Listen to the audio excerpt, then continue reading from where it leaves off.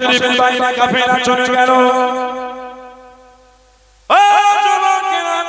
আমার মুরব্বিবাদেরা কাবা শরীফের বাইরে কাফেলা চলে গেল। আপনার বাহিনী দাঁড়িয়ে গেল। কাবা শরীফের মোতওয়ালি আল্লাহ নবী সাল্লাল্লাহু আলাইহি ওয়াসাল্লাম হুজুরের দাদু হযরত আব্দুল মুত্তালিবের কাছে সংবাদ পৌঁছে গেল। হযরত আব্দুল মুত্তালিব আপনার বাসার কাছে চলে গেলেন। আপনার বাসার সামনে চলে গেলেন। আপনার বাসা দাঁড়িয়ে গেল। হযরত আব্দুল মুত্তালিবকে বলেন,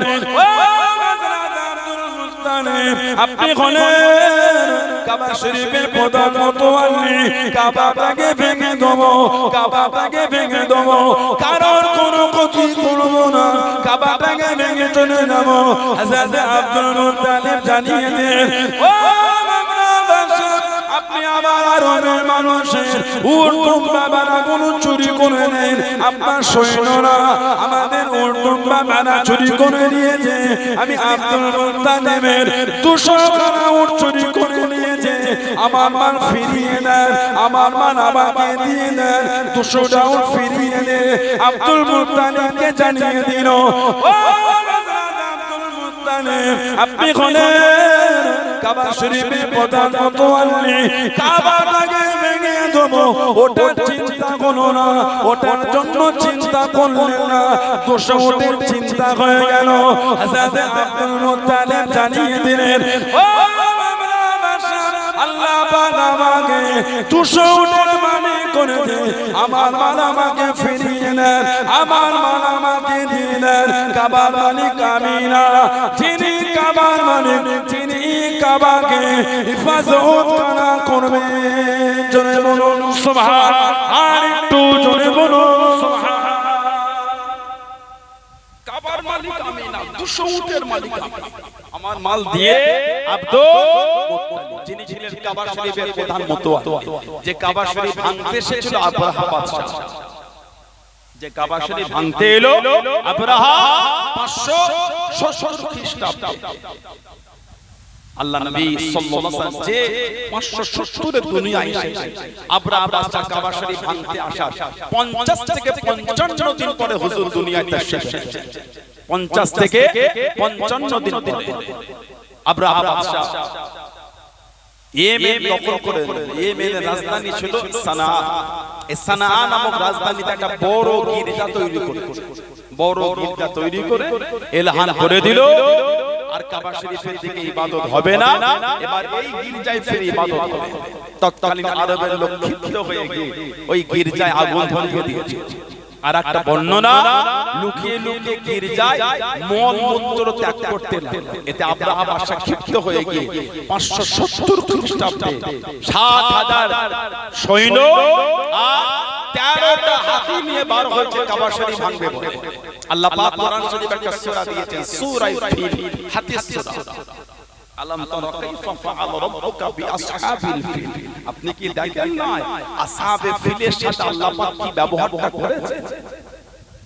আলাম তারা, আপনি কি দেখেন না আল্লাহ সাহাবে ফিল ওই হস্তি বাহিনীর সাথে আল্লাহ কি করেছে? আল্লাহ পাক তাদের ধ্বংসের জন্য পাঠিয়েছেন তয়রুন আবাবিল তারমিহিম বিহিজারাতিন মিন সিজিল। তারা পাথর নিক্ষেপ করেছে ওই বাহিনীর উপর। 60,000 সৈন্য, হাফসি সৈন্য আর 13টা হাতি। এই আবরাহা বাদশা বার হয়েছে কাবা ভাঙবে। কেন? ওই কাবাটাই রাখবো না, যার জন্য আমার গির্জায় আগুন ধরিয়েছে। আল্লাহ পাক পাঠালেন তয়রুন আবাবিল। তয়রুন মানে পাখি, আবাবিল শব্দের অর্থ হলো দলদল। আবাবিল মানে হলো দলদল। ওই পাখিটার নাম জানা যায়, তবে বেশিরভাগ কিতাবে ওই পাখিটিকে আবাবিল হিসাবে আখ্যায়িত করা হয়। কিন্তু আবাবিল শব্দের মূল অর্থ হলো দলদল, থাকে থাকে ছোট ছোট পাখি। এক একটা পাখি 3টে করে পাথর বহন করে। একটা ছিল মুখে আর দুটো ছিল দুটি পায়ে। আর একটা বর্ণনা, একটা মুখে দুটি দুটি ডানার নিচে। পাথরের সাইজটা ছিল ঠিক বুটের মতো, ঘুগনি রান্না হয়।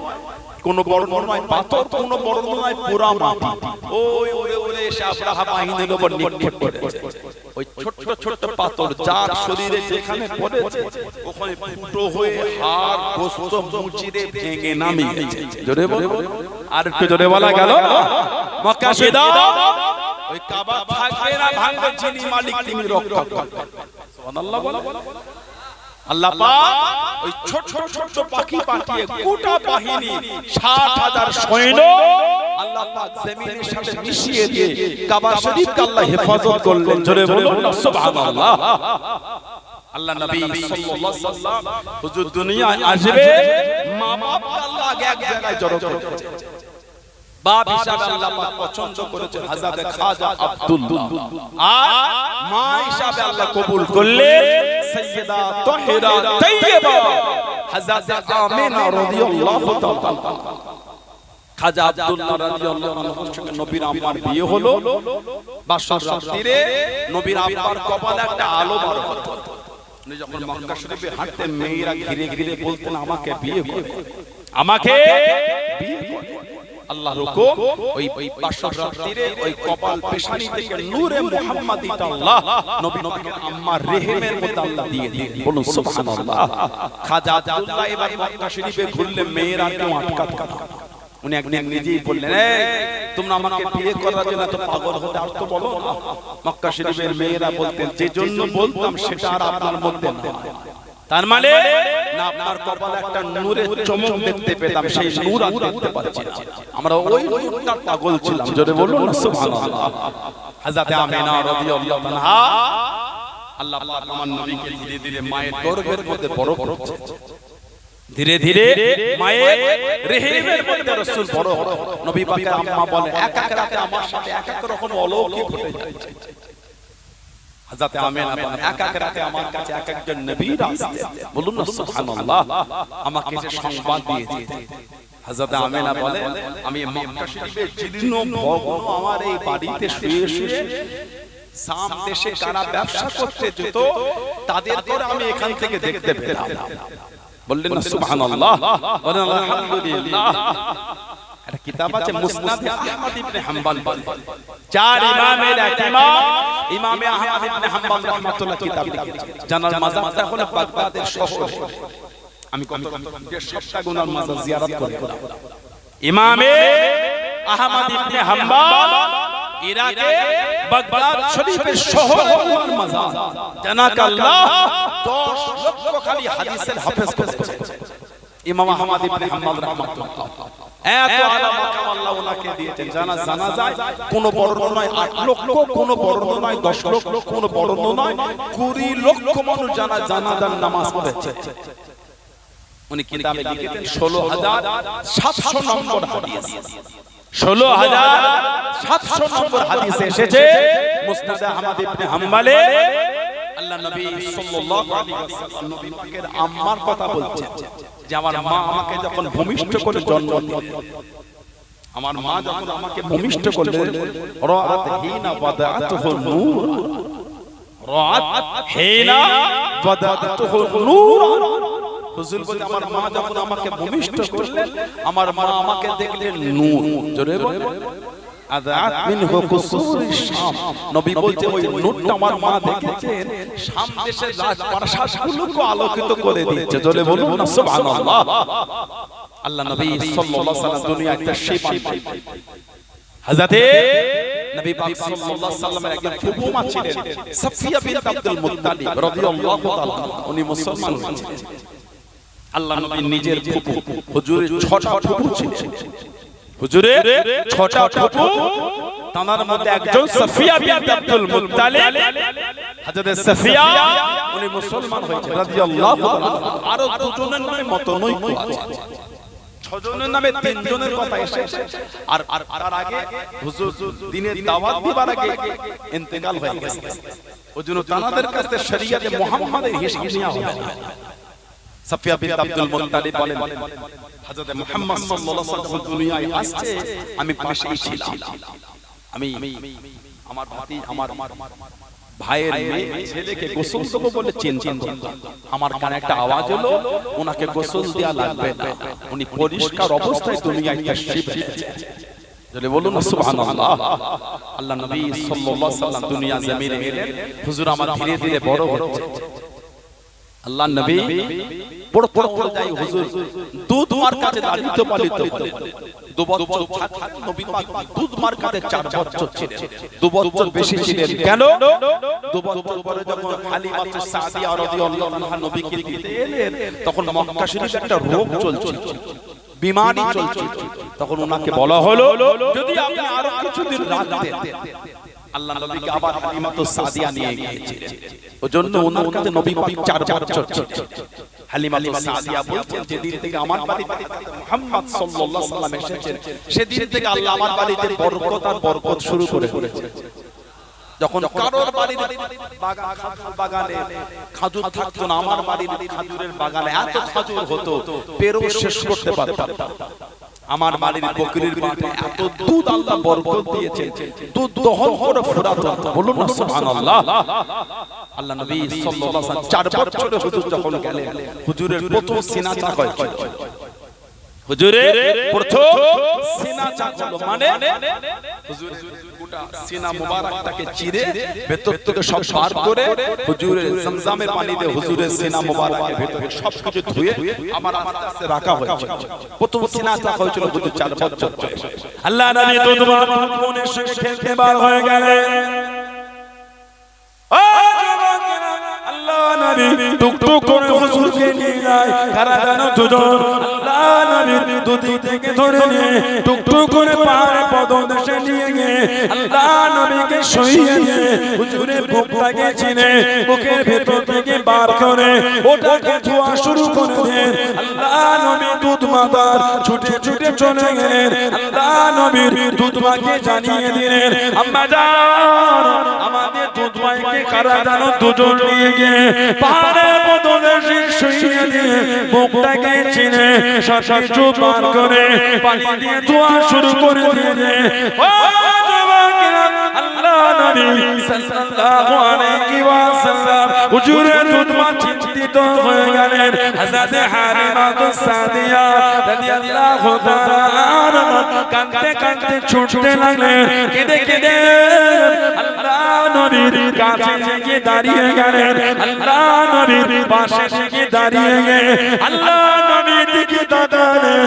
আল্লাহ নবীর শরীরের মধ্যে কিছুই বুঝতে পারলেন না। জোরে বলুন সুবহান, আর একটু জোরে বলুন সুবহান। হুজুরের বুক যে চিরেছে, হুজুরের গোটা শরীর দেখতে কিছুই বুঝতে পারছে না। হুজুরের দুধ বোন বলছে, মা আমি নিজে চোখে দেখেছি আমার ভাইকে শুইয়ে এই বুকটা চিরে সব বার করে পানি দিয়ে ধুয়ে আবার একটা করে মা কিছু বুঝতে পারছে। আল্লাহ ফেরেশতা পাঠিয়ে আমার নবী পাক সাল্লাল্লাহু আলাইহি ওয়াসাল্লামের সিনা চাক আল্লাহ পাক আমার নবী পাকের করিয়ে নিলেন। জোরে বলুন না সুবহানাল্লাহ। হযরত হালিমাতু সাদিয়া ভয় খেয়ে এই বাচ্চাকে আর রাখা যাবে, পরের ছেলে কি যে হয়ে যায়, তো আমার ছেলে পরের ছেলে দায়িত্ব নিয়েছে কি যে হয়। উনি তাড়াহুড়ো করে আমার নবীকে ফিরিয়ে দিতে গেলেন। হযরত আমিনা রাদিয়াল্লাহু আনহা বলে, হালিমা তুমি তো আমার আওলাদকে রাখবে বলে অনেক আগ্রহ, আমি না বলাই ফিরিয়ে আনবে। বলে না, অনেক দিন হয়ে গেল আপনি ফিরিয়ে, উনি আর বলছেন না যে এই হয়েছে। হযরত আমিনা বললেন না। তখন হালিমাতু সাদিয়া রাদিয়াল্লাহু আনহা সমস্ত কথা বললেন। নবী পাক সাল্লাল্লাহু আলাইহি ওয়াসাল্লামের মা বললেন, হালিমা ভয় খেও না, আমার ছেলে জাতা ছেলে। কেন? এই আওলাদ আমার গর্ভে থাকা অবস্থায় স্বপ্নে এই আওলাদের নামটাও আমাকে বলে দেওয়া হয়েছিল। জোরে বলুন না সুবহানাল্লাহ। মুহাম্মদ আর আহমদ সাল্লাল্লাহু আলাইহি ওয়াসাল্লাম নবী পাক মায়ের গর্ভের মধ্যে থাকা অবস্থায় নবীর আম্মাকে নামও বলে দেওয়া হয়েছে। বলুন না সুবহানাল্লাহ। আল্লাহ নবী সাল্লাল্লাহু আলাইহি ওয়াসাল্লাম ধীরে ধীরে বড় হচ্ছেন।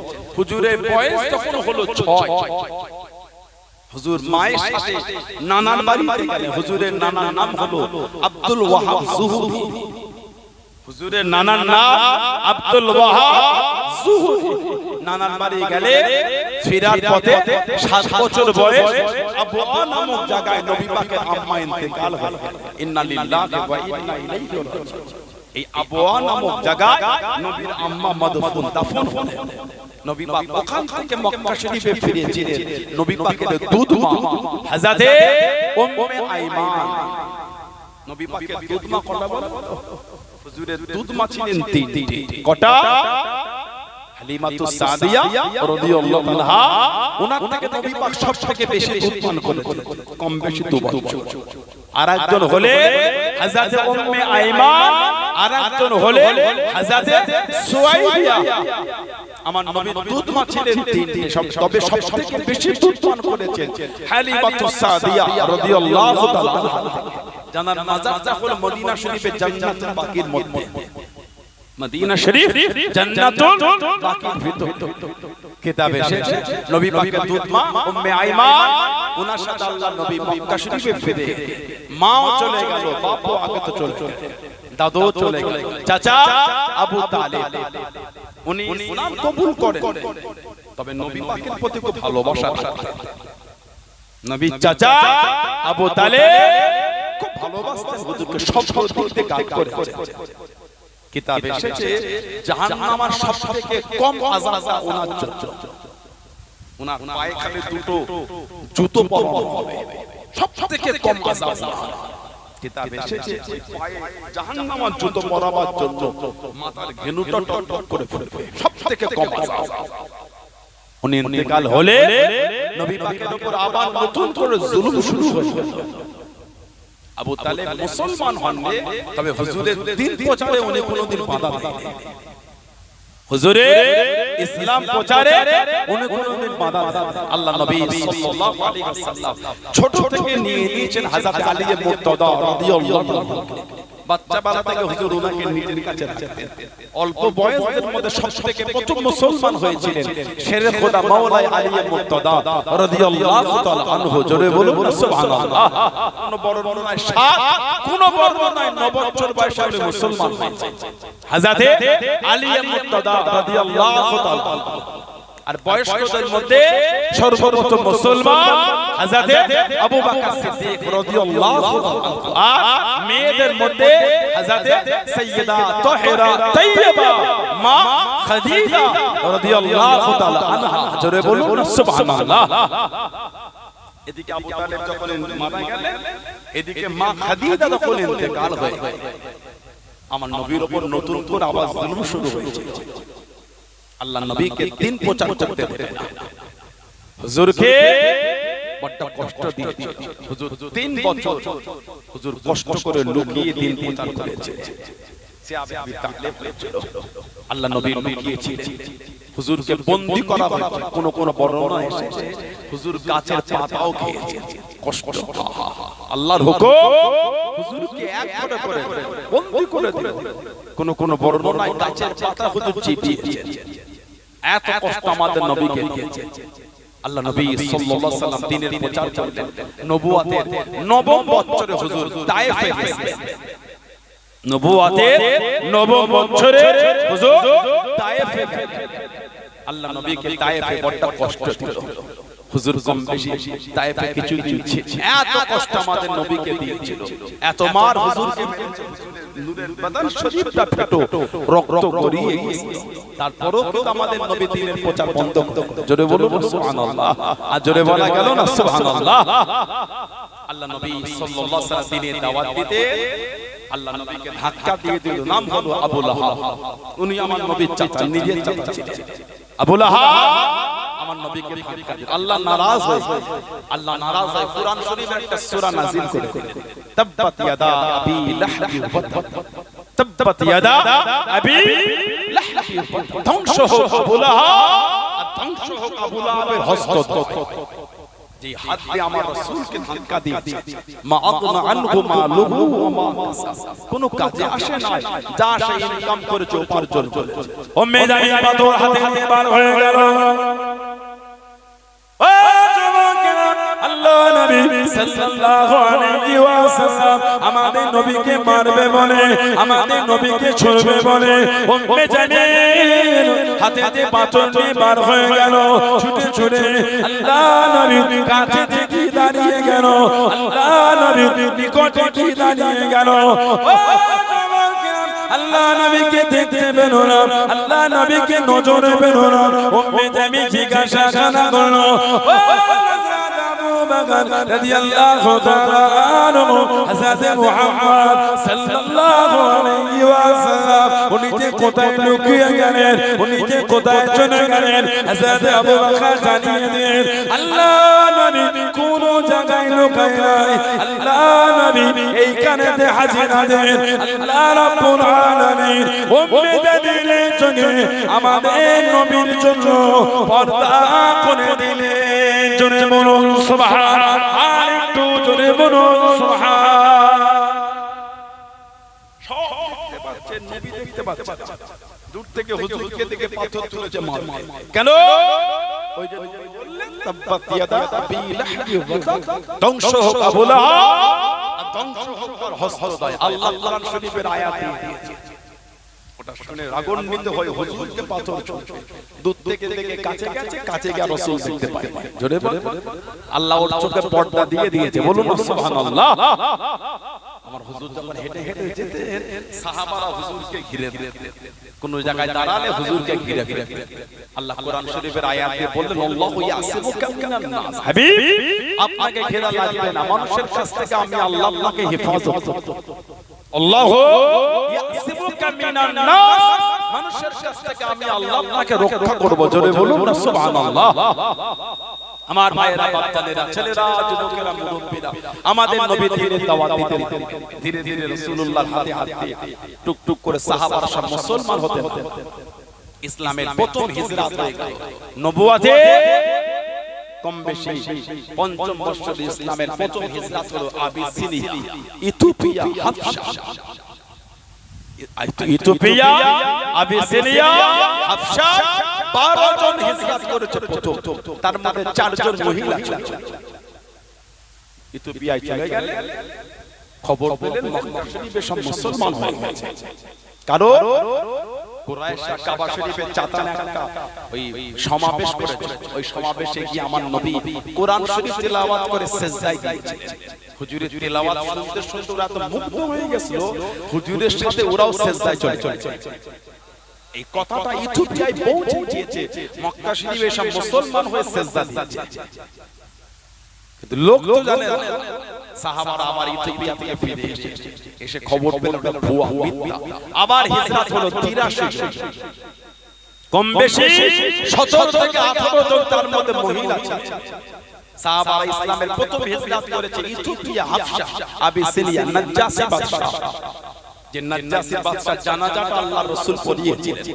কিতাবে এসেছে হুজুরের জন্য পর্দাটা আল্লাহ উঠিয়ে নিয়েছে।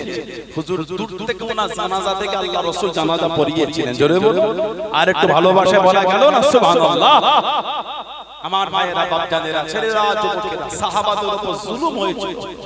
ইথিওপিয়ায় কাফেররা এই মক্কা শরীফ কাবা শরীফের গায়ে কাফেরদের আশ্রয়ের জায়গা ছিল দারুন নাদওয়া।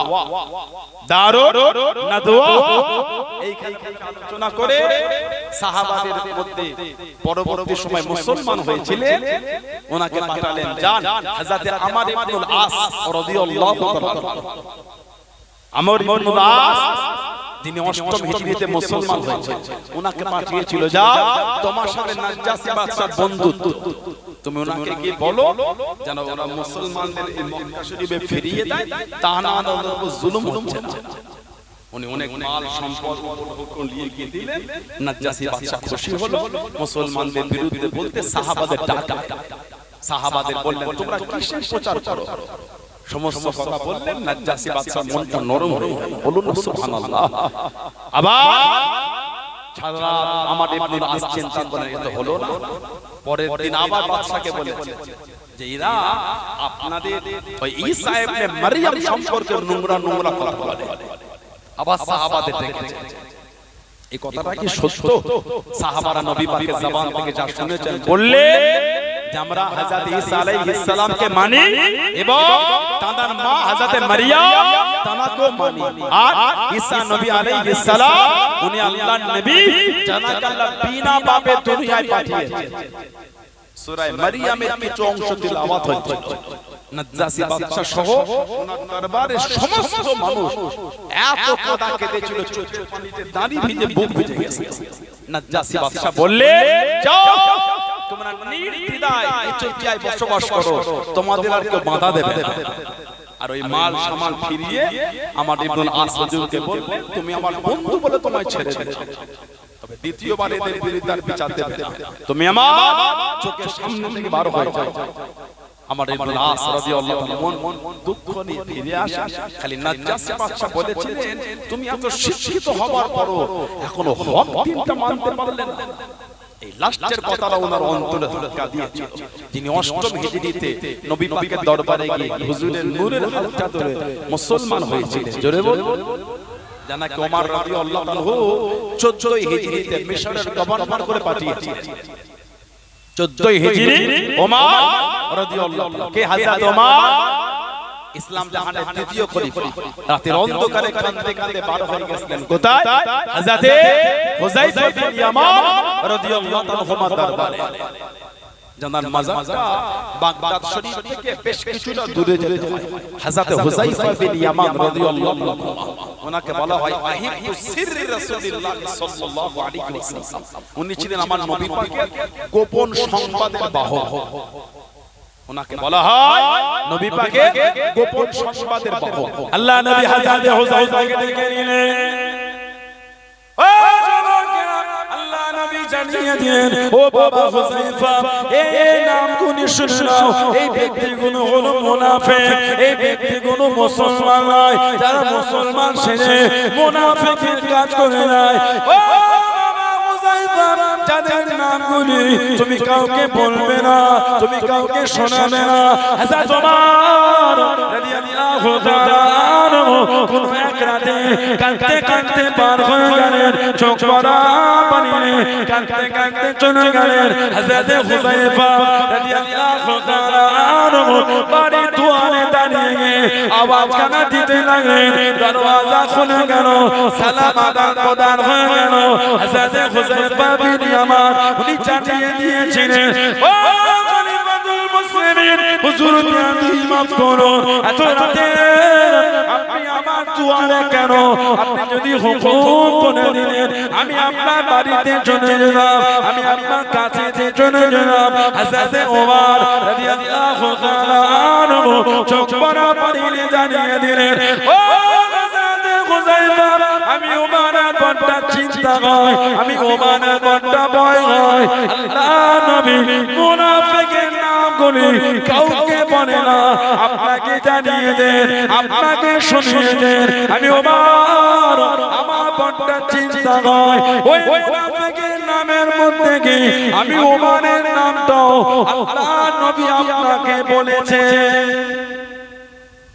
মুনাফিকের যত নাম রাসূলুল্লাহ আপনাকে বলেছে, আমি ওমরের ভয় হয় ওই মুনাফিকের নামের মধ্যে কি আমার নামটা নবী বলেছে। আমি ওমর রাতে ঘুমাতে পারি না, এই চিন্তায় আপনার দুয়ারে এসেছি যাতে আপনি আমাকে বলেন আমার নামটা আছে না নাই। কে? হযরত হুযায়ফা। আল্লাহ নবী সাল্লাল্লাহু আলাইহি ওয়াসাল্লামের বিশাল শরীরের পরে কেউ ইন্তেকাল হলে সাহাবারা ততক্ষণ ওই ব্যক্তির জানাজায় যেত না যতক্ষণ উনি না যেতেন। কেন? সাহাবাদের মনে হয়ে গেছিল হুযায়ফা বিন ইয়ামান জানাজায় যায়নি মানে লোকটা মুনাফিক হয়। কেন? আল্লাহ নবী মুনাফিকের নামটা খালি ইনাকেই বলেছেন, উনি জানাজায় যাচ্ছেন না মানে কি লোকটা হয়তো মুনাফিক। কেন জানাজায় যাবে না? যখন হুযায়ফা বিন ইয়ামান রাদিয়াল্লাহু আনহু উনি জানাজায় যেতে, সাহাবারা তখন ওই ব্যক্তির জানাজায় হাজির হতেন। উনি যাবার আগে পর্যন্ত কোন সাহাবা ওই ব্যক্তির জানাজায় যেতে। ওমর ফারুক কাঁদছেন আর বলছেন, আমার চিন্তা হয় এই মধ্যে কি আমার নামটা নবী বলেছে, এর মধ্যে কি আমার নামটা এসেছে। হযরত ওমর ফারুক ওনাকে দায়িত্ব দিয়ে ওনাকে ইরাকে পাঠিয়েছে। ওমর ফারুক ওনাকে ইরাকের ওই এরিয়ার গভর্নরের দায়িত্ব, ওনার মাদফুনটা হয়েছে ইরাকে। ওনার পাশে শুয়ে আছেন হযরত জাবির বিন আব্দুল্লাহ আনসারী রাদিয়াল্লাহু তাআলা। এই দুজন সাহাবার মাজার পুরো গায়ে গায়ে। জাবির বিন আব্দুল্লাহ আনসারী রাদিয়াল্লাহু তাআলা দুজনের মাজার গায়ে। আল্লাহ নবী সাহাবারা দ্বীনের খিদমত করতে করতে এক দিক থেকে আরেক দিকে দ্বীনের ঝান্ডালে পৌঁছে গিয়েছিলেন। জোরে বলুন না সুবহানাল্লাহ। সেই সাহাবাদের সেই ভালোবাসা দিয়ে নিজের মনকে পরিবর্তন করে, যদি ভালো নাই বাঁচতে পারতাম আল্লাহর আদালতে আমাদের দাম হবে কি করে, জান্নাতে যাব কি করে, একবার হলো কি চিন্তা হয়, দুনিয়া দুনিয়া করেই তো পাবো। এত মনে আমাদের ভয় ঢুকে গেছে, তিন পড়লে চিপে গিয়ে গিয়েছে। ঠিক রাতে যেমন একা ঘরে থাকবে, কেউ না থাকে, যেদিন বাড়িতে ফাঁকা একা বড় বাড়ি সব কেটে কেটে তালা মেরে ঘরে ঘুমিয়েছে, যদি দরওয়াজা আসে কুটুস করে আওয়াজ হয়, গাটা শিউরে ওঠে, চাদর চাদর ঘুমিয়েছে। আল্লাহ সকাল কাজে কখন হবে, কথা ঠিক না বলুন? এখন আমাদের অবস্থা এই হয়েছে, কোথায় ব্যাংক রেখেছে ওতে আমরা ভয় পাচ্ছি, এত ঈমান আমাদের কমজোর হয়ে গেল। বলে আমি দেখেছিলাম দেশের ছেলে কয়েকটা নিউজ দেখলাম, খালি দেখে মসজিদের মাইক গুলো নেমে যাচ্ছে। কথা বলো, খালি দেখে মসজিদের মাইক নাম কি হলো, বলে চোখ লাগিয়েছে।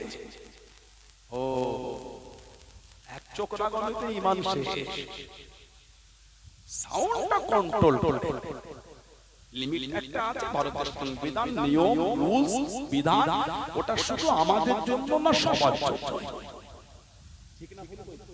ওটা সবার জন্য। রাখেন আস্তে রাখেন, 55 ডেসিবেল 60 ডেসিবেল যা নিয়ম আছে, দিনের বেলা রাত 10টার পরে কি 12টার পরে যেটা আছে আরো কমিয়ে কত কমিয়ে দেন, হয়ে গেল। আইন তো বলে না মাইক না বাজে, আজকেই মনে হয় হাই পার হয়েছে, আজকেই মনে হয় হাইকোর্টের সেখানে বলেছে না কেউ জোর করে মাইক খোলাতে পারবে না, সাউন্ড কন্ট্রোল করবে, মাইক খুলবে সবার জন্য। এত আমাদের মন কমজোর হয়ে গেল, কথা বুঝতে পারেন? ঈমানের জায়গায় মজবুত, কারণ আল্লাহর তাওয়াক্কুলের জায়গা আমরা অন্য কাউকে বসিয়ে ফেলছি, এইজন্য তোমাদের মধ্যে ভয় হয়েছে। বিসমিল্লাহি তাওয়াক্কালতু আলাল্লাহ লা হাওলা ওয়ালা কুওয়াতা ইল্লা বিল্লাহ। আল্লাহর উপর তাওয়াক্কুল, কারোর কোনো আধিপত্য নাই, কারোর কোনো ক্ষমতা নাই, যা আছে সবই আমার আল্লাহ। জোরে বলে, আর একটু জোরে বলা গেল না? কিতাব আছে আল বিদায়া ওয়ান নিহায়া, আল বিদায়া ওয়ান নিহায়া আল্লামা হাফিজ ইবনে কাসির রাহমাতুল্লাহ আলাইহি লিখেছেন। সাহাবাদের একটা দল দ্বীনের খিদমত করতে করতে দরিয়ায়ে দাজলার কিনারায় চলে গেছে। ইরাকে গিয়ে দেখলাম দরিয়ায়ে দাজলা, টাইগ্রিস নদী, Tigris, Genghis Khan, Hulagu Khan, শুনেছেন আপনারা? তাতারিদের রাজত্ব পরে দেখবেন আপনারা, তাতারিদের রাজত্ব করলে শরীরের পশমের গোড়ায় গুলি হয়ে যাবে, ভয় কষ্টে গা শিউরে উঠবে। ও তাতারি মঙ্গল চেঙ্গিস খান, হালাকু খান এত অত্যাচার করেছিল মুসলমানদের উপর। এদের অত্যাচারে ইরাকে 4 লক্ষের বেশি মুসলমান মাটি খুঁড়ে তলায় গর্ত করে লুকিয়ে গেছে। 4 লক্ষের বেশি মুসলমান এই জালেম ওই দরিয়ায়ে দাজলা টাইগ্রিসের পার কেটে দিয়েছিল, গোটা ইরাককে পানির নিচে ডুবিয়ে দিয়েছিল। ওই গর্তের মধ্যে সব পানি ঢুকে গেছিল, 4 লক্ষের বেশি মুসলমান পার হতে পারে। ওই মাটি খুঁড়ে যে গর্ত করে তলায় লুকিয়েছিল ওর নিচেই সব শহীদ হয়ে গেছে। 4 লক্ষের বেশি মুসলমান সব শহীদ হয়ে গেছে। সাহাবাদের দল ওই টাইগ্রিসের পারে, জোয়ার পানি খুলে ফেলে, বোট নাই, নৌকা নাই, একটা ইতস্তত ভাব হচ্ছে। হযরতে খালিদ বিন ওয়ালিদ আর হযরত সাদ ইবনে আবি ওয়াক্কাস রাদিয়াল্লাহু তাআলা এই দুজন সাহাবা দাঁড়িয়ে কঠিন ভাষণ দিয়েছে। ভয় খাবার কিছু না, জাহাবের সামনে পিছনের কোনো গল্প নেই, ভয় খেও না।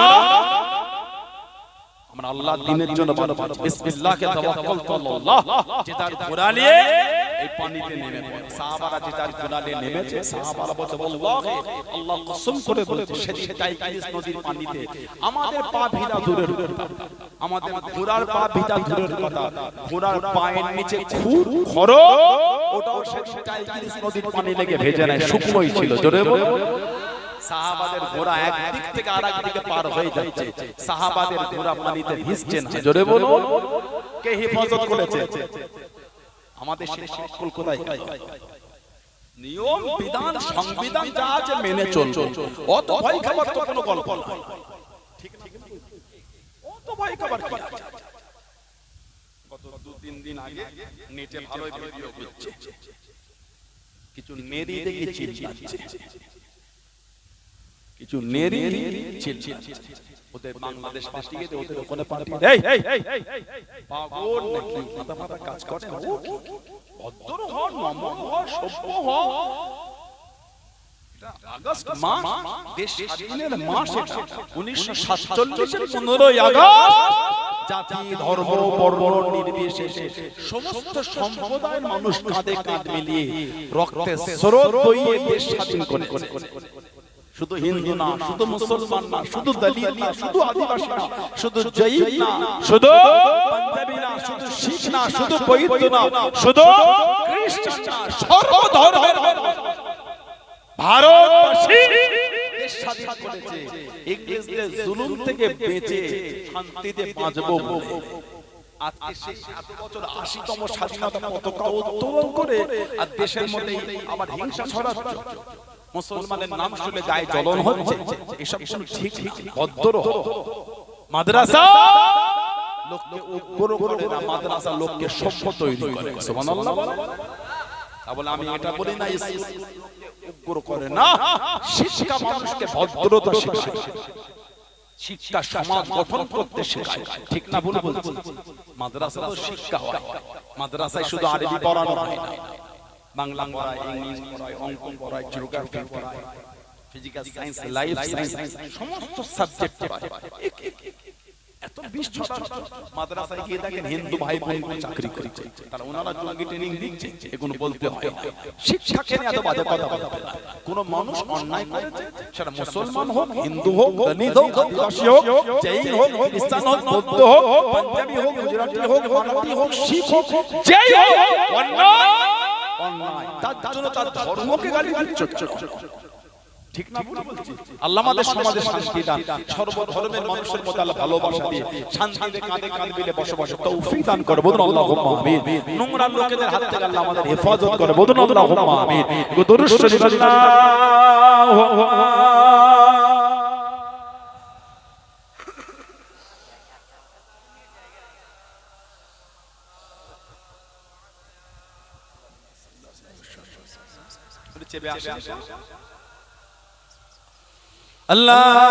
আল্লাহুম্মা সাল্লি আলা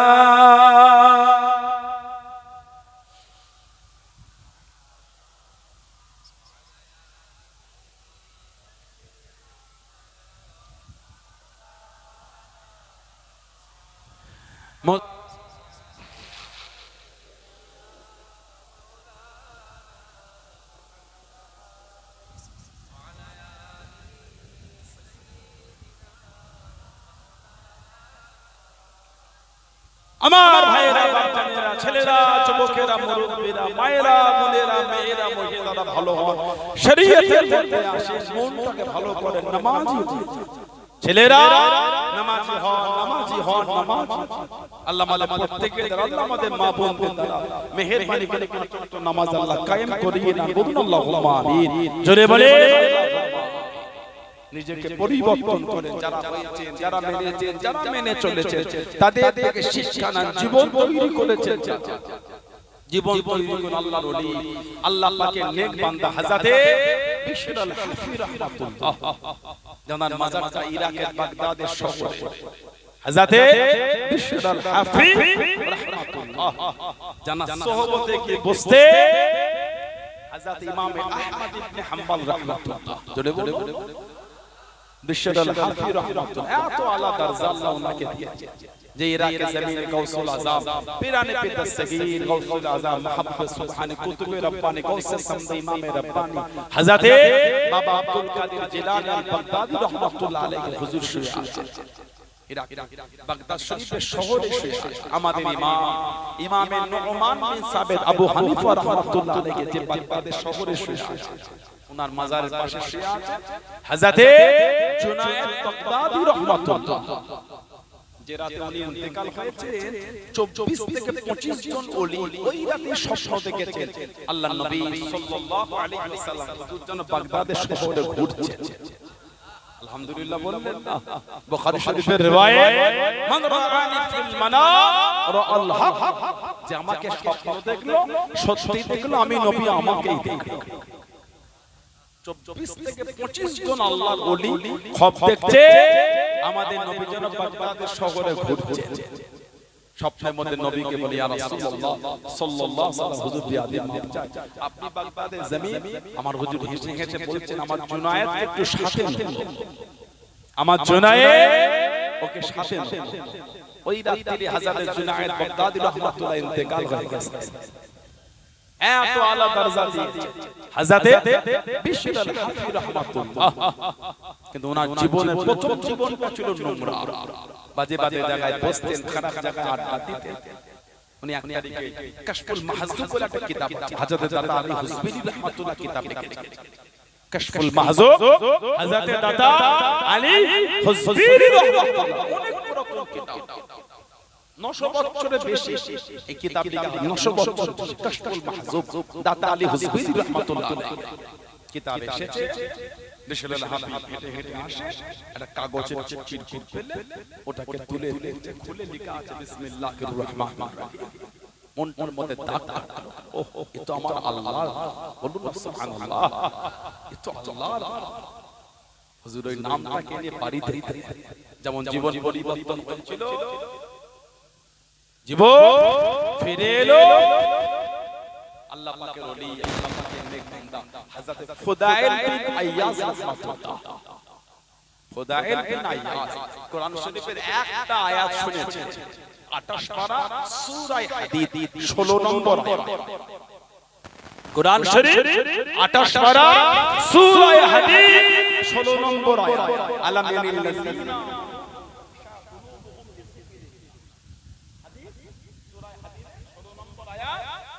আলাম ইয়ানিল লাযিনা আমানু আন তাখশা কুলুবুহুম লিযিকরিল্লাহ। সূরা হাদীদের 16 নম্বর এই আয়াত শুনে উনি ভালো হয়ে গেছেন। ফুদাইল বিন আইয়াজ, ওনার জন্মটা ছিল 107 হিজরি, মানে আজ থেকে 1340 বছর আগে। 1340 বছর আগে। আজকে যে ছেলেগুলো এসে বসেছে এর মধ্যে গতকালকে এমন অনেক ছেলে ছিল গতকালকে বসে তাস খেলেছে, গতকালকে বসে লটারি কেটেছে। আমি আপনাকে অপমান করিনি, আপনি অপমান করছেন না, কিছু একটা বোঝাতে চাইছি। গতকালকে মদের আড্ডায় বন্ধুর সাথে গিয়েছে, আজকে কিন্তু জলসায় বসেছেন, মানে আল্লাহ আপনার মনটা নোংরা থেকে ঘুরিয়ে বসিয়েছেন, মানে আল্লাহ আপনাকে হিদায়াতের নূর দেবে বলে বসিয়েছেন। আল্লাহুম্মা আমিন বলে। আল্লাহ না চাইলে বসতে পারতেন। নামাজ পড়া বড় সহজ জিনিস না, আল্লাহ পাক সিজদা কিন্তু সবার মনে না। আল্লাহ আপনাকে নামাজ পড়িয়েছে মানে জানেন আপনি আল্লাহ আপনার সিজদাটা পছন্দ করেছে বলে মসজিদে যাওয়ার সুযোগ করে দিয়েছে। জোরে বলো, আপনার কি ক্ষমতা আছে আপনি আল্লাহকে সিজদা দেন? গোলামের বাচ্চা গোলাম, ভিখারির বাচ্চা ভিখারি, চাকরের বাচ্চা চাকর। আমরা তো গোলামের বাচ্চা গোলাম, আমরা ভিখারির বাচ্চা ভিখারি, চাকরের বাচ্চা চাকর। আমাদের কোনো জরুরত আছে আল্লাহর ইবাদত করব? আল্লাহ পছন্দ করেছে বলে আল্লাহকে সিজদা করতে পেরেছে। সুবহানাল্লাহ বলে। আজকে বসেছেন মানে আল্লাহ হেদায়েতের নূর দেবে বলে আল্লাহ ভালোবেসে বসিয়েছে। এবার আপনার ব্যাপার, হেদায়েতের নূর নেবেন কি নেবেন না। তবে জানবে আল্লাহ ভালো না বাসলে জলসায় বসতে পারতেন, ঠিক না? পছন্দ করেছে বলে বসতে পেরেছে। ফুদাইল বিন আইয়াজ জন্ম 107 হিজরি, আজ থেকে 1340 থেকে 41 বছর আগে কারে। ওনার জন্মটা হয়েছে খোরাসান, যেটা বর্তমান ইরাক আর ইরানের মধ্যে অবস্থিত। আর একটা বর্ণনা, ওনার জন্মটা মধ্য এশিয়ার একটা দেশের নাম হলো উজবেকিস্তানের সামারকান্দ। উজবেকিস্তানের সামারকান্দ, যেখানে আমাদের আকীদার ইমাম শুয়ে আছে। আমি গত বছর ডিসেম্বর মাসে গিয়েছিলাম সামারকান্দ। হযরতে আমাদের আকীদার ইমাম ইমাম আল মাতুরিদি রাহমাতুল্লাহ, উনি আমাদের আকীদার ইমাম। ওই পাশে জন্ম, ওনার যৌবনের সূচনাটা হয়েছিল ডাকাতি দিয়ে। উনি ডাকাতের বড় সরদার ছিলেন, দল বল কাফেলা নিয়ে লোকের উপর হামলা করে মাল লুট করতেন। আগেকার লোক ঘোড়ার পিঠে উটের পিঠে গাধার পিঠে করে ব্যবসা করতে যেত, টাকা পয়সা গুলো কাছে করে। এখন টাকা পয়সা কাছে না হলে ব্যবসা হয় না। ফোনটা থাকলে কাজ কাজ কত হলো রে, তোর কিউআর কোডটা দে তো, স্ক্যান করে সেন্ড করে দে, ঠিক না? এগুলো আগে আমাদের মুরব্বিগুলোকে জিজ্ঞাসা করে, ওনারা ক্যানিং এ গিয়েছে, বারাইপুর গিয়ে যে ব্যবসা করতে কত টাকা নিয়ে গিয়েছে, কতজনের টাকা রাস্তায় চুরিও হয়ে গেছে। বলেন মুরব্বিরা ঠিক বলছে না? বল কত মুরব্বি আছে এখান থেকে হেঁটে হেঁটে জীবন তলায় চলে চলেছে। বলে একটা সময় ছিল, এখন আর সেগুলো নাই। আগে লোক টাকা পয়সা কাছে করে নিয়ে যেত। ফুদাইল বিন আইয়াস ওই সব দল কাফেলা সফর করত, রাত হলে তাবুত ঘিরে রাত কাটাত, আর ওই তাবুত থাকতো, ওই রাত্রিরে গিয়ে হামলা করে মাল লুট করতেন। ওই হামলা করে মাল লুট করতেন। হুজুর আমার কাফেলা এবার হয়ে গেলেন, হুজুর আমার হুকুম করে দে, তাবুর মধ্যে চলে গিয়ে নামাজটা শুরু করে দে। ডাকাতি শুরু হয়ে গেল, মারলুট করা চালু হয়ে গেল। একজন বড় ব্যবসায়ী মনটা খারাপ হয়ে গেল, আমার জীবনের সঞ্চয়গিরি তোমার সব লুট হয়ে গেল, সব চুরি হয়ে গেল। এই না চিন্তা করে তাবুর মধ্যে ঢুকে গেল। তাবুর মধ্যে গিয়ে দেখে একজন মানুষ আল্লাহর ইবাদতের মধ্যে মশগুল হয়ে নামাজ থেকে ফারেগ হলেন। আল্লাহ পাকের বাইরে ডাকাতি হয়, আপনি আমার মালটাকে জিম্মা নিতে পারবেন, আপনি আমার মালের দায়িত্ব নিতে পারবেন। ডাকাতি খানা মিটে গেলে আবারও মালটাকে নিয়ে যাব। আল্লাহর ওলি হযরত ফুদাইল বিন আইয়াস হুজুর আমার অনুমতি খানা দিয়ে দিলেন। উনি বাইরে গিয়ে লুকিয়ে গেলেন। ডাকাতি মিটে গেল, পরিবেশ শান্ত হয়ে গেল। মালটাকে নেবার জন্য তাবুত দরওয়াজার কাছে দাঁড়িয়ে থাকেন।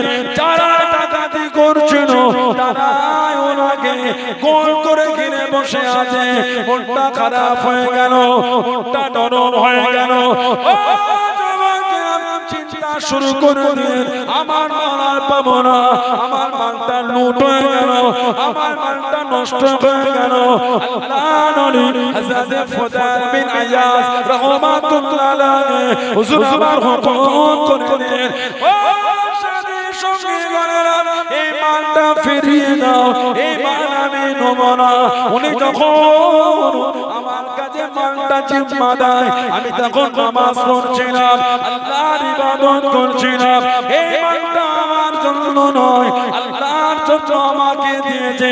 এই মাল আমি নেব না, এই মালটা ফিরিয়ে দাও। জোরে বলুন সুবহান, আর একটু জোরে বলুন সুবহান। এই মাল যখন দিয়েছে আমি তখন নামাজ পড়ছি, আমাকে নামাজ হালাতে দেখে ভরসা করে, তাহলে আমার জন্য নয় আল্লাহর জন্য আমাকে ভরসা করে। সুবহানাল্লাহ বলেন। আমাদের আলেমা হুজুর মৌলভী সাহেব ইমাম পীরজাদা আমাদের করে ভালোবাসেন কার জন্য? বলে আল্লাহ, আল্লাহর রাসূলের জন্য। সুবহানাল্লাহ। আমাদের করে ভালোবেসেছে আল্লাহর জন্য, রাসূলের জন্য। আমাদের বাহ্যিকটা দেখেছেন, ভালোবেসেছেন। যদি আমাদের মনটা নোংরা হয় সমস্ত গুমরাহ হয়ে যাবে। ঠিক ঠিক আমাদের ভালোবাসা আল্লাহ আল্লাহর রাসূলের জন্য। আর যদি আমাদের মন খারাপ হয়, ফুদাইল বিন আইয়াস উনি বলছে আমাকে মাল দিয়েছে আমার জন্য, আমি ইবাদত করছিলাম বলে ভরসা করে মাল দিয়েছি। সুবহানাল্লাহ বলে। এই মালটা আমি নেব, ওই মালটা ফিরিয়ে দাও। ডাকাতের সরদার হলো, মাল ফিরিয়ে দিয়েছে। সুবহানাল্লাহ বলে। মসজিদের উজু করছিল, বুক পকেটে মোবাইল ছিল, পাশের বসার জায়গাটায় রেখে উজু করে সব কাতারের লোক উজু করছে, ভুলে ফোনটাকে রেখে মসজিদের ভিতরে হাত মুছতে মুছতে দিয়ে চাপন। কি বলে এখন একটা ফোনের লোক সামলাতে পারে, রাস্তাতে হেঁটে হেঁটে যায়, 50 টাকা নোট পড়ে আছে, লোক সামলাতে পারে না, ওটা তুলে পকেটে দিয়েছে। সামনের লোকটা পকেটে পয়সা দিতে গিয়ে বাইরে পড়ে গেল, বললো গিয়েছে তুলে পকেটে। মনে হয় আল্লাহ আল্লাহ রাসূল ভালোবাসতে পেরেছে, মনে হয় কত সহজ। ফুদাইল বিন আইয়াজ উনি বলছে এই মালটা আমার, ফিরিয়ে দাও, উনি আল্লাহর জন্য আমাকে ভরসা করেছে। বলুন না সুবহানাল্লাহ। ডাকাতি করছেন, কোন একদিন খবর পেলেন অমুক জায়গায় বড় কাফেলা আজকে রাত থাকবে, অনেক ব্যবসা সেরে ফিরছে, লাভ অনেক, দল দল কাফেলা গিয়ে দেখছেন জায়গাটা ঘেরা, জায়গাটা ঘেরা। ওই রাত্রিরে টিঙ্গে ভেতরে ঢুকেছে, গোটা কাফেলাটা নিস্তব্ধ হয়ে আছে, মানে সব ঘুমাতে ব্যস্ত। একজন হাফেজ খালি জায়গায় হাফেজ কোরআন শরীফ তেলাওয়াত করতে ওই রাতে 28 পারা কোরআন শরীফ সূরা হাদীদ 16 নম্বর আয়াত ওনার কানে ভেসে ভেসে আসছে, আলামিল লাযিনা আমানু আন তাখশা কুলুবুহুম লিযিকরিল্লাহ। কোন কি মোমেনদের সময় আসেনি আল্লাহর উপরে যা নাজিল করেছে ওটা শুনে বিনয় হবে, ভালো হবে। ফুদাইল বিন আইয়াজ থমকে দাঁড়িয়ে গেলেন, ডাকাতি ভুলে গিয়ে চোখ দিয়ে টপ টপ করে পানি পড়ছে। জোরে বলো আলহামদুলিল্লাহ, বলবেন না যুবক? কালকে বসে বসে তাস খেলেছে, আল্লাহ তোমাকে আজকে তোমার মনটা ঘুরিয়ে নবীর মজলিসে বসিয়েছে। তোমার কি এখনো সময় হয়নি এখানে বসে তওবা করবে? আর কবে ভালো হবে, আর কবে পাল্টাবে? নিজের মন জিজ্ঞাসা করো, আর ভালো হবার কি সুযোগ তুমি চাও? কালকে বসে বসে বন্ধুদের সাথে জীবন তলায় গিয়ে মদ খেয়েছো, আজকে কিন্তু মাথায় টুপি দিয়ে জল জল বসে আছে, মানে আল্লাহ তোমাকে নোংরা থেকে ফিরিয়ে জান্নাতের বাগানে বসিয়েছে। আল্লাহ তোমাকে হিদায়াতের নূর দেবে বলে বসিয়েছে। যদি বলে আর কবে ভালো হবে, ভালো হও, ফিরে আসো, আল্লাহকে ভয় লাগে না? শ্রীনগরের 16 আনার কবরস্থানে গিয়ে দেখো সব কাতার দিয়ে শুয়ে আছে। কিছু কিছু কবরের কাছে গিয়ে দেখবে কবরের পাঁচগুলি ভেঙে ভেঙে সব ভিতরে ঢুকে গেছে। এই যে পানি হচ্ছে, কবরগুলোতে উঠে মেলে মেলে গিয়ে দেখো তলায় কাদা হয়ে আছে, পানি জমে আছে। আর কবে ভালো হবে? ভয় হয় না? ভয় লাগে না? হযরত ফুদাইল বিন আইয়াজ ডাকাতি ভুলে গেছে, টুক টুক টুক টুক করে কাঁদতে কাঁদতে হাফেজের কাছে গেছে। ভাই আরেকবার তেলাওয়াত করবে? আবার হাফেজ পড়ছে, আলামিল লাযিনা আমানু আন তাখশা কুলুবুহুম লিযিকরিল্লাহ। উনি শুনছেন, কাঁদছেন আর তওবা করছেন। বলুন সুবহানাল্লাহ। ডাকাতি করলেন না, খালি হাতে ওই পাচির টপকে বাইরে এসে কাফেলাকে বললেন আমি আর তোমাদের সাথে নাই, তোমরা নতুন দলের নেতা খুঁজে নাও, আমি আল্লাহর দরবারে খালেস দিলে তওবা করে ভালো হয়ে গিয়েছি। সাথী সঙ্গী গুলো বলে তা কি করব, এতদিন ডাকাতি করলাম একসাথে তওবা করলে না কেন? না, যেমন ডাকাতি একসাথে হয়ে তওবাটা একসাথেই হবে। গোটা কাফেলা তওবা করে আল্লাহ ওয়ালা হয়ে গেলে। জোরে বলো। কিন্তু ওই তাবুতে বসে বন্ধ করেন, যে তাবুতে বসে মাল লুট করতে, ওই তাবুতে রাতের অন্ধকারে গিয়ে ব্যবসায়ীদের সাথে থাকতে, এক ব্যবসায়ী আরেক ব্যবসায়ীকে বলতে এরিয়া কিন্তু ফুদাইল বিন আইয়াজ একটাও মাল ঘরে যাবে না, লাভ যাবে আসলে যত তাড়াতাড়ি হয় এলাকা ছেড়ে চলে যাও। উনি শুনতেন না, বসে বসে ঝড় ঝড় কাঁদতে। আমরা প্রথম যে মনে পড়ে বলা মিটে গেলে কেঁদে কেঁদে উঠে দাঁড়িয়ে বলতে ও ব্যবসায়ী ভাইরা, আমি বললাম ফুদাইল বিন আইয়াজ, আমি ডাকাতি করি না, আমি আল্লাহর দরবারে খালেস দিলে তওবা করে ভালো হয়ে গিয়েছি। জোরে বলবেন না সুবহানাল্লাহ। আর ভয় না, তোমরা নির্দ্বিধায় ব্যবসা করো, তোমাদের মাল আর কেউ চুরি করবে না। আমি হলাম ফুদাইল বিন আইয়াজ, আমি আল্লাহর কাছে তওবা করে ভালো হয়ে গিয়েছি। বলুন না সুবহানাল্লাহ। এত বড় ওলি হয়ে গেছে, এত বড় আল্লাহর ওয়ালা হয়ে গেলে, চার ইমামের এক ইমাম ইমামে শাফি রাহমাতুল্লাহ ওনার দরবারে গিয়ে ওনার কাছে বসে থাকতেন। জোরে বলো ইমাম শাফি হুজুর ওনার কাছে বসে থাকতেন। আলহামদুলিল্লাহ। হযরতে বিশর হাফি রাহমাতুল্লাহ ওই কাগজে চিরকুট খুলে দেখে লেখা আছে বিসমিল্লাহির রহমানির রহিম। আহা নেশা অবস্থায় থাকলো মনটা দমে গেল ঘরে গেল গোটা বাড়ির টাকা ছিল মাত্র 5 দিরহাম 1 দিরহাম রেখে 4 দিরহাম বার করে বাজারে রেশমি কাপড় কিনেছে কস্তুরি আতর আর গোলাপ পানি কিনে ঘরে এসে আল্লাহ পাকের নামটাকে গোলাপ পানিতে ভালো করে ধুইয়েছে রেশমি কাপড়টা জড়িয়ে কস্তুরি মাখিয়ে আদবে সম্মান করে চুমা দিয়ে রেখে দিয়েছে চলে বলুন সুবহানাল্লাহ শরীরটা কমজোর লাগে ঘুমিয়ে আল্লাহ পাকের তরফ থেকে ইলহাম বিশা তুমি আমার নামকে খুশবুদার করেছো আমি আল্লাহ তোমার নামকে খুশবুদার করে দিলাম বিশা তুমি আমার নামকে এত সম্মান করেছো আমি আল্লাহ এত খুশি হয়ে গেছি তোমার জীবনে পাহাড় পাহাড় গুনাহগুনি আমি আল্লাহ সম্মান করে দিলাম বললেন আলহামদুলিল্লাহ তানাদের জীবনে দেখেন মানা ভালোবাসার প্রেম কি জিনিস কিভাবে জীবন তারা কাটিয়েছে আল্লাহু আকবার জীবন কাটিয়েছে আল্লাহর ওলি গাউসুল আজম হযরত বড় পীর আব্দুল কাদের জিলানী আল বাগদাদি রাহমাতুল্লাহ কাদেরিয়াতের ইমাম আল্লাহ করে এত আলা দরজা আল্লাহ দিয়ে বাহজাতুল আসরার বলে একটা হুজুরের জীবনী কিতাব বাহজাতুল আসরার এত বড় আলেম আর কিতাব আছে ইমাম শামসুদ্দিন জাহাবি রাহমাতুল্লাহ কিতাব লিখেছেন সিয়ারু আলামিন নুবালা ইমাম শামসুদ্দিন জাহাবি রাহমাতুল্লাহ বড় পীরকে আল্লাহ তো আলেম বড় আলেম করেছেন একটা কোরআন শরীফের আয়াত বলতেন 40 নহল খালি তাফসীর করতেন যারা বললেন সুবহানাল্লাহ এত বড় আলেম তারপর কোনদিন ওয়াজ করে বাগদাদের মসজিদের মধ্যে বসে আছে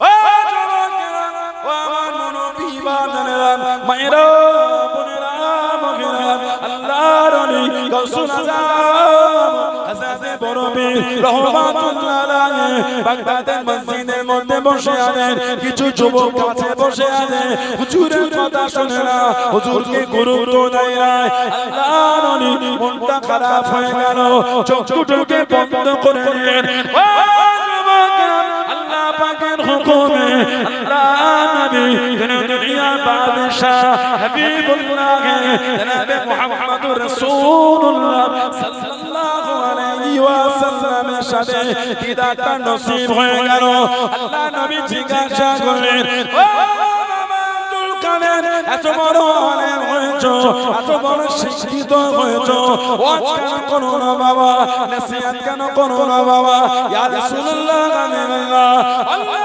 পাকের নবী সাল্লাল্লাহু আলাইহি ওয়াসাল্লাম হুজুর বিয়াদি মাফ করুন গুস্তাগিটা ক্ষমা করুন এরা আমার কথা কেউ শোনে না এরা আমার কথায় কি গুরুত্ব দেয় না আল্লাহ নবী হুকুম করেন ও বাবা আব্দুল কাদের কানটাকে খা করো হুজুর আমার হাত করে নেন আল্লাহ নবী সাল্লাল্লাহু আলাইহি ওয়াসাল্লাম নূরের মুখের ভিতর থেকে শাহমার লালা শরীফ খানা দিয়ে দিলেন জোরে বলুন সুবহান আর একটু জোরে বলুন সুবহান শাহমার হুজুর লালা শরীফ ওনার মুখের মধ্যে দিয়ে দিয়েছে কিছুক্ষণ পরে চোখটা খুলে দেখছে গোটা বাগদাদের মসজিদ লোকে লোকারণ্য হয়ে গেছে আর কেউ কথা বলছে না সব ওনার দিকে তাকিয়েই বসে আছে জোরে বলুন আলহামদুলিল্লাহ বলুন আবার কিছুক্ষণ পর আবার চোখ বন্ধ করে আল্লাহর হুকুম হযরত আলী মুর্তদা রাদিয়াল্লাহু আনহু হুজুরের সাথে আবার দিদার হয়ে গেছে হযরত আলী জিজ্ঞাসা করলেন ও এত বড় আলেম হয়েছো বাবা ওয়াজ কেন করো না বাবা হুজুরেরা আমার কথা কেউ শোনে না এরা আমার কথায় গুরুত্ব দেয় না হযরত আলী রাদিয়াল্লাহু তাআলা আনহু হুজুর আমার হুকুম করে দেন ও বাবা আব্দুল কাদের গানটাকে গা করো হুজুর আমার হাত করে দেন হযরত আলী রাদিয়াল্লাহু তাআলা আনহু ছবার লালা শরীফ খানা দিলেন জোরে বলুন সুবহান আর একটু জোরে বলুন সুবহান হযরত বড় পীর জিজ্ঞাসা করেন আল্লাহ রাসূলের জামাতা হুজুর বিয়াদি মাফ করুন আল্লাহ নবী 7 বার দিলেন আপনি কেন 6 বার দিলেন একবার কেন কম দিয়ে দিলেন একবার কেন কমিয়ে দিলেন হযরত আলী রাদিয়াল্লাহু তাআলা আনহু হুজুর আবার জানিয়ে দিলেন ও বাবা আব্দুল কাদের আল্লাহ নবী 7 বার দিয়ে দেন আমি আলী আমিও যদি 7 বার দিয়ে দেই কতটা বেয়াদবি হয়ে যাবে কতটা আদবে খেলাফ হবে ওই জন্য বাবা একবার কম দিলাম, জনে বলুন সুবহান, আর একটু জনে বলুন সুবহান। নবী 7 বার দিয়েছেন, আমিও 7 বার দিলে তাহলে তো নবীর সাথে সমান হয়, ওজন্য একবার কম দিয়েছি। বেহেজাতুল আসরা বড় পীরের জীবন কিতাবে এসেছে, ওই যে চোখ বন্ধ করে ওয়াজ শুরু হয়েছে, এমন ওয়াজ হয়েছে বাগদাদের শহর জাম হয়ে গেছে। জোরে বলে এবার হুজুরকে ডাকছে, হুজুর ওয়াজ বন্ধ করে। কেন হুজুর আপনি এমন ওয়াজ করছেন বাগদাদের শহরটাও লোকে লোকারণ্য হয়ে জাম হয়ে গেছে। জোরে বলে সেই বড় পীরের জীবনী থেকে, হে বড় পীরের জীবন অতিক্রম এত পাগল দেওয়াল আছে। ওনার যখন নবীর জন্য মন কান্ত, উনি বাগদাদে উঠে দাঁড়িয়ে ইয়া রাসূলুল্লাহ বলে কাঁদতেন। আল্লাহ পাকের হুকুম, নবী পাকের জিয়ারতটা নসিব হয়ে যেত। তাদের জীবনী, তাদের ব্যবহার, তাদের চলাফেরা থেকে লক্ষ্য করে শুধু দাবি করবেন মানি, চরিত্র বদলাবেন না, ওটার নাম তো মানা হবে না। গোটি শরীফে শুয়ে আছে হযরত মুবারক ইশা গাজী হুজুর রাহমাতুল্লাহ, আমার দরবারে কি হচ্ছে না হচ্ছে অত দেখতে হয়, যিনি শুয়ে আছেন উনি কি কথা বলতে, যিনি শুয়ে আছেন উনি কি, উনিও কি গুলো করতেন নাউজুবিল্লাহ, না উনি তো এই জমিনে এসে দ্বীনের খিদমত করেছেন। সুবহানাল্লাহ, জীবন জান্নাতে গোলাপ শুয়ে আছে, বলুন না সুবহানাল্লাহ। জীবন তৈরি করেছে আল্লাহর ওলি আপনার পীর জামানার মুজাদ্দিদ আজাদে আব্দুল্লাহিল মারুফ মুহাম্মদ আবু বকর সিদ্দিকী দাদা পিসাব রাহমাতুল্লাহ। জোরে বলুন সুবহানাল্লাহ। দাদা হুজুর গেলেন রংপুরের জমিনে কাদিয়ানীদের সাথে বাহাদাতা হতে। রংপুর তৎকালীন যুগে ওটার নাম ছিল পূর্ববঙ্গ, যেটা বর্তমান বাংলাদেশ হচ্ছে। আগে ছিল পশ্চিমবঙ্গটা পূর্ববঙ্গ, দেশ ভাগ হলো, ওটার নাম হলো বাংলাদেশ। আগে তো দাদা হুজুরের সময় দেশে তখন ভাগ হয়, পূর্ববঙ্গ রংপুরে দাদা হুজুর গেছেন কাদিয়ানীদের সাথে বাহাদ। রংপুর একজন আল্লাহর ওলি শুয়েছেন হযরত কাদামত আলী জনপুরি রাহমাতুল্লাহ, ওনার হাতে হাতে 2 কোটি মানুষ ঈমানের কালিমা পড়ে মুসলমান হয়েছে। গেলে শুক্রবার 15 থেকে 16,000 মানুষ জুমার আগে জড়ো হয়, পাস হবে জুমার পরে কাদিয়ানীদের সাথে এত পানি শুরু হয়েছে, লোকে ছন্ন ছড়া দাদা হুজুর তাবলীগ, এই কোথায় চলে যায়, পানি হলে ব্যবসা বন্ধ, পানি হলে ধান কাটা বন্ধ হয়, বলেন ব্যবসা পানি হলে আপনারা ভিজে ভিজে সবজি বিক্রি করেন না, পানি হলে ভিজে ভিজে মাছ বিক্রি করে না, পানি হলে ব্যবসা করতে পেরেছে, ইবাদত করতে পারো না কেন? এই জমিনে কেউ ছাড়ে না, বিসমিল্লাহ বলে কাতার দিয়ে দাও, বিসমিল্লাহ বলে কাতা নিতেই কাতারে দাঁড়িয়ে 15 থেকে 16,000 মানুষ। কিতাবে এসেছে আল্লাহর হুকুম, জুমার আযান হয়ে গেল, খুতবা শুরু হলো, পানি বন্ধ হয়ে এমন রোদ বার হয়েছে, ওই অল্প সময়ের মধ্যে ওই মাঠে নামাজ পড়েছে একজনের লোকের শরীরে কাদাও লাগে না, পানিও লাগে না। আর একটু জোরে বলা গেল না সুবহানাল্লাহ। জুমার পরে বাহাস হলো, আল্লাহ হকের জয় দিয়ে দিলেন, জোরে বলুন সুবহানাল্লাহ। তানাদের জীবন করেন, তানাদের মুহাম্মদ তকদীর করেন, শুধু এসে অশ্বনে চলে যাবেন, জীবন পরিবর্তন হবে না, যা কি তেমনই থাকবে, তাহলে তো অশ্বনে লাভ। আল্লাহ আমাদের কবুল করে, আল্লাহ আমাদের শুনে বলে বেশি বেশি আল্লাহ ইবাদতের তৌফিক দান করে, বলুন আল্লাহুম্মা আমিন। জোরে বলেন আল্লাহুম্মা আমিন। মায়েরা, ছেলেরা, যুবকেরা, তরুণেরা মুক্তাসার করলাম, আল্লাহ যদি আবার কোনোদিন সুযোগ দেন তৌফিক দেন, দেখা হবে ইনশাআল্লাহ। আমি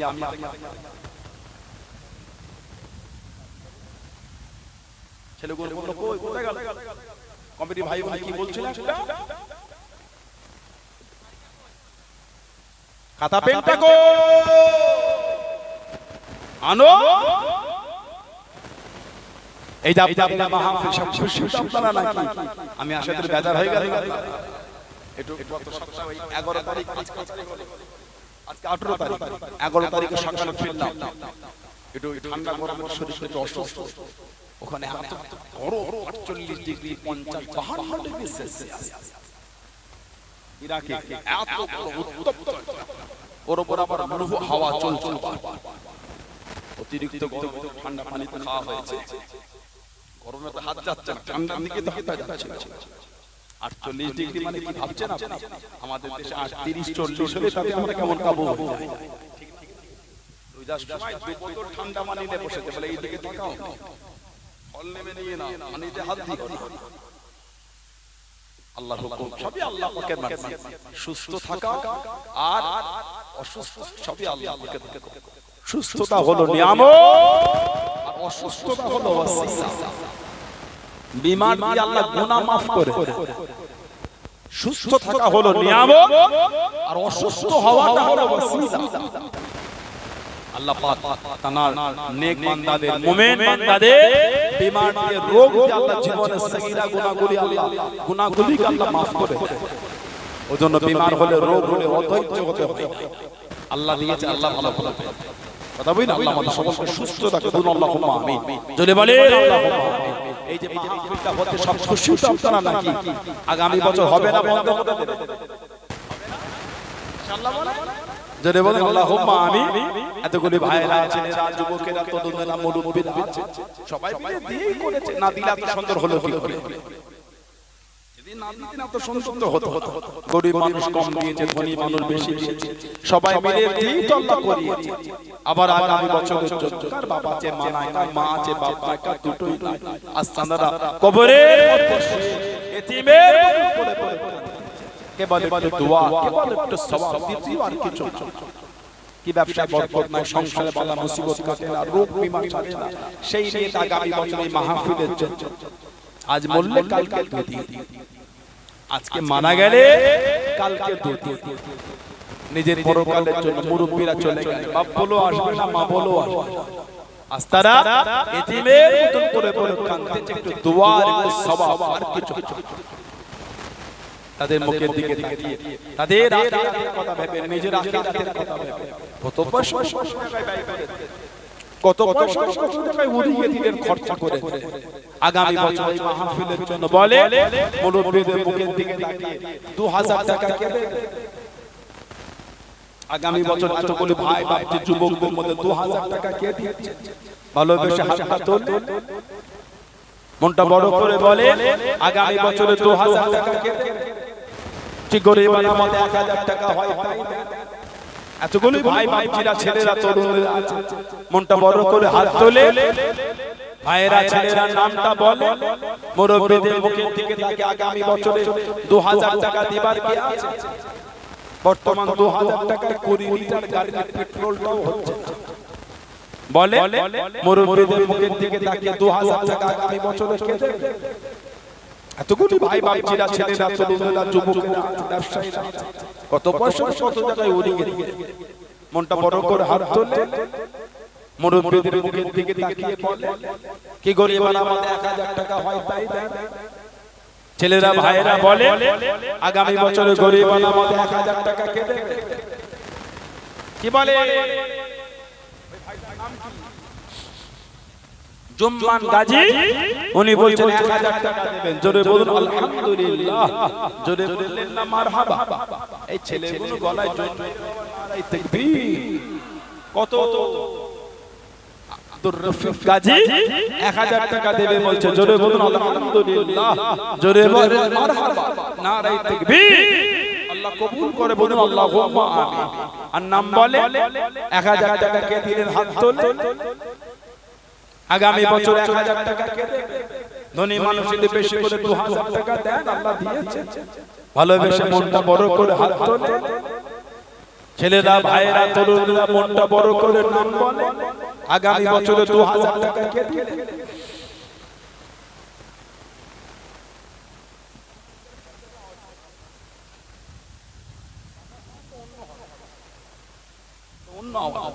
বলে আর 1000 টাকা কে দিচ্ছেন আগামী বছর? এতগুলো ভাই বাপজিরা, আমাদের যুবক ভাই মুনাজাত গাজী, উনিও বলছেন 1000 টাকা দেবেন। জোরে বলুন না মারহাবা, নারায়ে তাকবীর। আল্লাহ কবুল করে, বলুন আল্লাহুম্মা আমিন। আল্লাহ মেহেরবানি করে দানকারীদের হালাল মালে বরকত দেয়, বলুন আল্লাহুম্মা আমিন। আর নাম বলে 1000 টাকা আর কে দিচ্ছেন? হাত তোলে। আগামী মুরব্বিদের মুখের দিকে তাকিয়ে 1000 টাকা কে দেবে? ভালোবেসে নামটা বলে, ছেলেরা, ভাইয়েরা, যুবকেরা, তরুণরা মনটা বড় করে আল্লাহ দিয়েছে, বলে 1000 টাকা দিবার আর কে আছে? গ্রামবাসী ভাইয়েরা, আমাদের বাড়ির ছেলেরা তরুণেরা নাম বলে 1000 টাকা কে দিয়েছে নাম বলো এতগুলো ভাইদের মধ্যে কে আছে 1000 টাকা দিবার মতো ধনী মানুষ মনটা বড় করে 2000 টাকা দেওয়া গেল না কত পয়সা তো কত জায়গায় উড়িয়ে দিয়ে বন্ধুদের লে খরচা করলে নোংরা নোংরা জায়গায় ব্যয় করে সব জায়গায় দিলে কবে না এ জাযাএল বদলা আল্লাহ কবরের শেষে শেষে মিলাবে বলুন ইনশাআল্লাহ জোরে বলেন আল্লাহুম্মা আমিন হাত তোলে কে দিয়েছেন 1000 টাকা নামটা বলে আর 1000 টাকা আগামী বছরে কে দেবে ছেলেরা ভাইয়েরা বলে শ্রীনগর গ্রামের যুবকেরা তরুণেরা নাম বলে 1000 টাকা কে দিয়েছেন বলে আগামী বছরে 1000 টাকা কে দিলেন হাতটা তোল মনটা বড় করে বলে আর 1000 টাকা কে দিলেন এতগুলি ভাই বাপজিরা তরুণেরা সবাই মিলে দেন মনটা বড় করে বলে না দিলে আমাদের বাড়ির যুবকগুলো মাহফিলটা করবে কি করে খুশি হয়ে মনটা বড় করে নাম বলে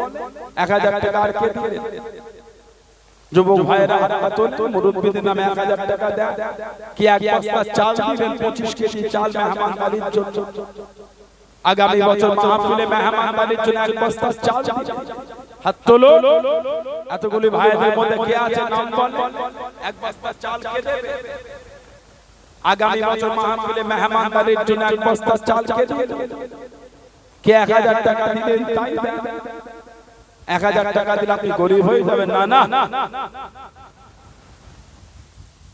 1000 টাকা দিলে আপনি গরিব হয়ে যাবেন না বলতে হয় আল্লাহ রিজিকের মালিক আল্লাহ মেহেরবানি করে আমাদের প্রত্যেকের হালাল মাল আল্লাহ বরকত দাও আল্লাহুম্মা আমিন জোরে বলেন